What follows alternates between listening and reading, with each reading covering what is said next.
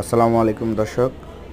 কবুতর ট্যাম করাতে চাইলে নিজ হাতে যত্ন নিন, নিজের হাতে খাইয়ে দিন, ওদেরকে কিছুক্ষণ সময় দিন। দেখবেন আস্তে আস্তে ওরা আপনার পোষা হয়ে যাবে। তখন আপনি যেভাবে ডাকবেন সেভাবেই আসবে।